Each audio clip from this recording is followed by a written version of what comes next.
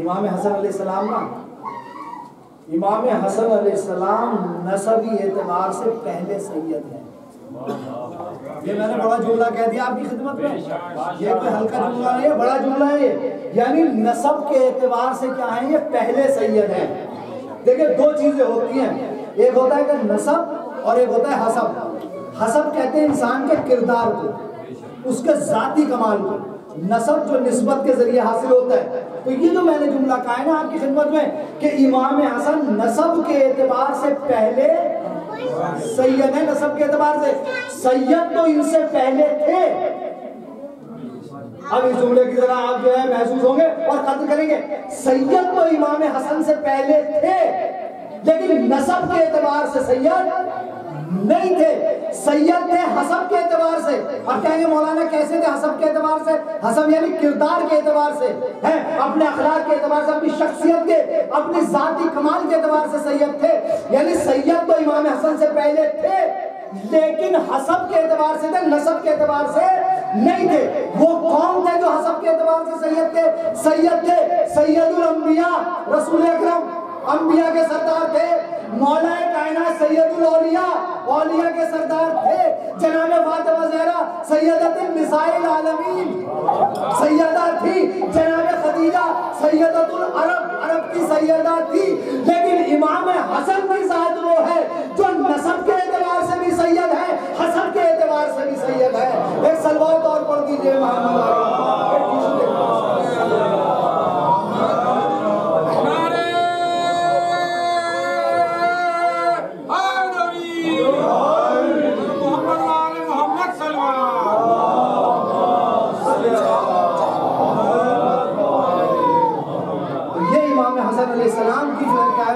فضیلتیں ہیں اور امام حسن علیہ السلام کے جو ہے کہ وہ فضائل۔ اگر آپ دیکھیں یہ جو مہینہ ہے رمضان المبارک کا، رمضان المبارک میں 2 قرآن نازل ہوئے ہیں، رمضان المبارک میں 2 قرآن نازل ہوئے ہیں، قرآن ثابت بھی نازل ہوا ہے اور قرآن ناطق بھی نازل ہوا ہے۔ تو اس مہینے کو اسی لیے شہر اللہ نہیں کہا جاتا، اس مہینے کو اسی لیے اللہ کا مہینہ نہیں کہا جاتا۔ تو امام حسن کی اگر عبادت کی آپ بات کریں، امام حسن کی علم کی اگر بات کریں، ہم امام حسن کی سخاوت کی بات کریں، امام حسن کے تقوی کی بات کریں، امام حسن کے زہد کی بات کریں، امام حسن کی صلح کی بات کریں، تو یہ اپنی اپنی جگہ پر جو ہے کیا ہے، ایک جو ہے کیا ہے موضوع ہے۔ علم کے اتنے واقعات امام حسن کے میں کیا ہے، وہ بادشاہ روم سے ہی 2-3 روایتیں ہیں۔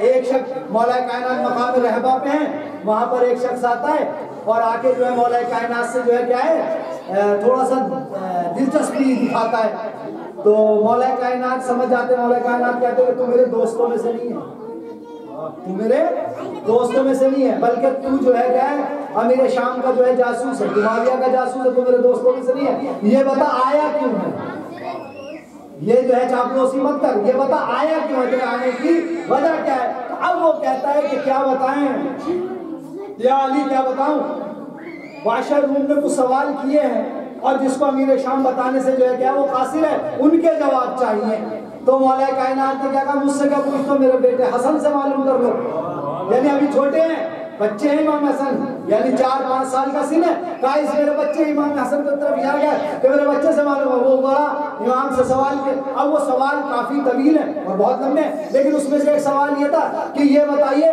کہ حق و باطل کے اندر فاصلہ کتنا ہے، حق و باطل میں فاصلہ کتنا ہے؟ تو امام حسن نے فوراً کہا کہ 4 انگشت کا فاصلہ ہے، حق و باطل میں 4 انگشت کا فاصلہ حق و باطل میں۔ وہ سمجھ رہتا ہے کہ کتنی لمبی تفسیر ہوگی، امام نے ایک جملے میں بات کو حل کر دیا، کیا کہا کہ 4 انگشت کا ہے۔ کہا کیسے 4 انگشت کا ہے؟ کہا سنو دیکھو، حق و باطل میں اتنا ہی فرق ہے جتنا آنکھ سے دیکھے اور کان سے سنے کا ہے۔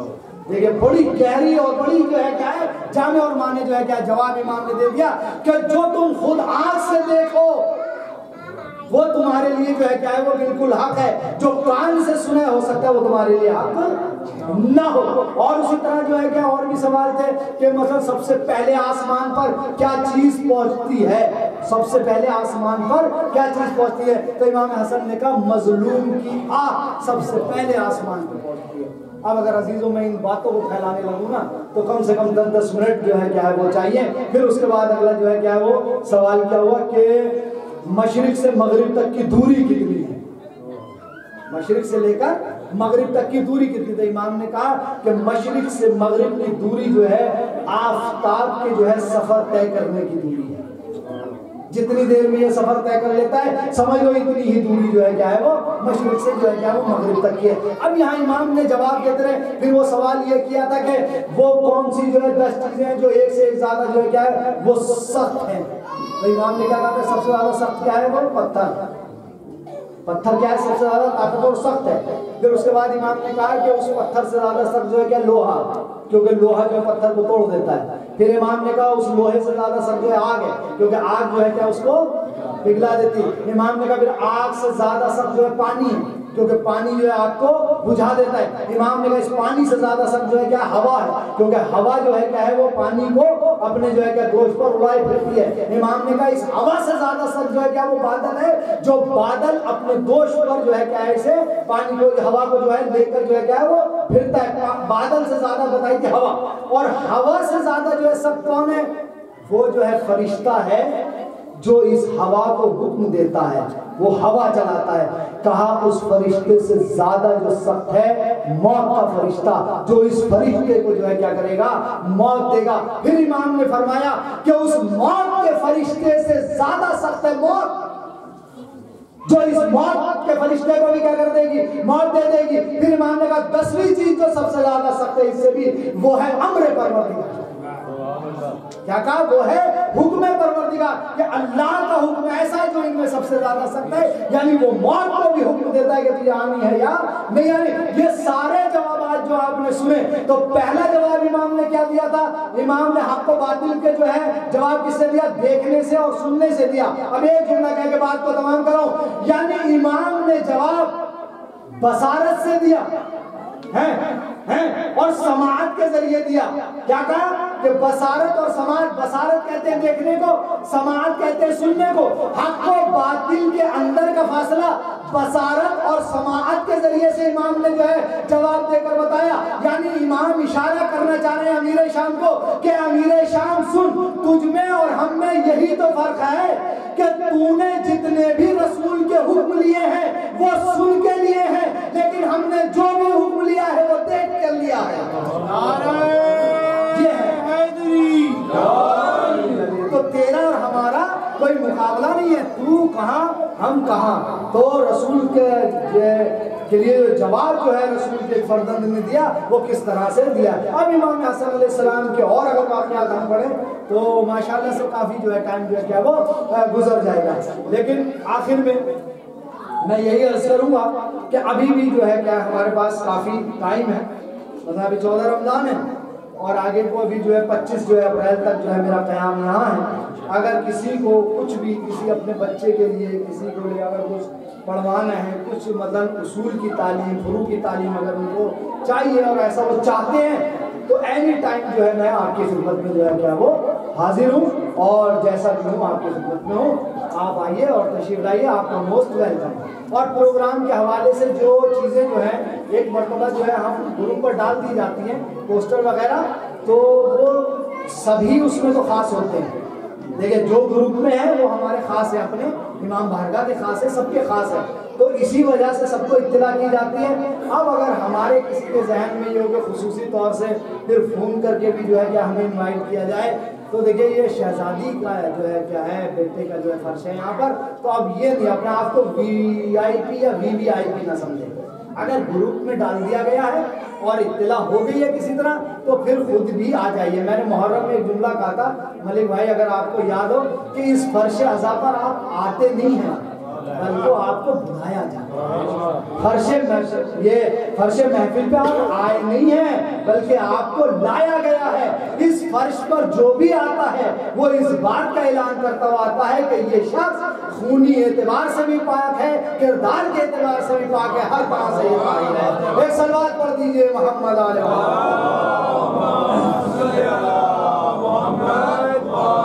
وآخر دعوانا वल्हम्दुलिल्लाहि रब्बिल आलमीन।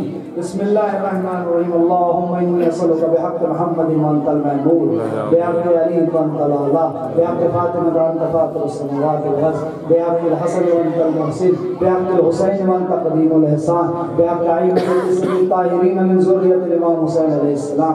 परवरदिगार आलम हमारी इस मुख्तसर सी इबादत को कबूल फरमा।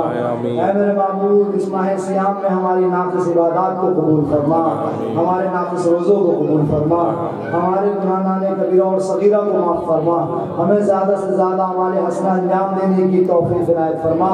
ऐ मेरे माबूद जिन लोगों ने दुआओं की इल्तिमास की है उनकी दुआओं को पूरा कर दे, जो परेशान हाल है परेशानियों को दूर फरमा, जो मखरूज़ है उनका कर्ज गैब से अदा कर दे, जो बे औलाद है उनको औलाद सालेह इनायत फरमा। ऐ मेरे माबूद इस खित्ते अर्ज़ पे जो भी मोमिन या जो भी जवान या जो भी हमारा भाई वीज़ा के हवाले से या कारोबार के हवाले से या इमिग्रेशन की किसी मुश्किल में है तो परवरदिगार आलम उसकी इस मुश्किल को आसान फरमा और मोमिनीन के रिज़्क़ में इजाफ़ा फरमा, मोमिनीन की तौफ़ीक़ात में इजाफ़ा फरमा।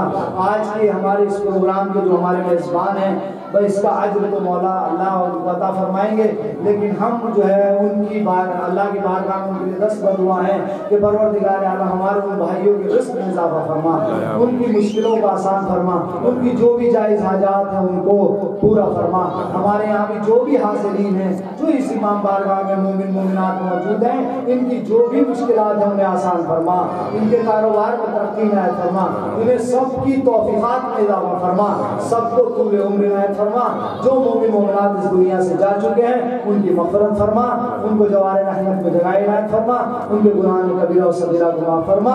हमारे आखिरी हुज्जत के ज़ुहूर में ताजील फरमा, हमको उनके आवान अंसार में शुमार फरमा। रब्बना तक़ब्बल मिन्ना इन्नका अंतस समीउद दुआ बर मुहम्मद व आले मुहम्मद सल्लल्लाहु अलैहि वसल्लम।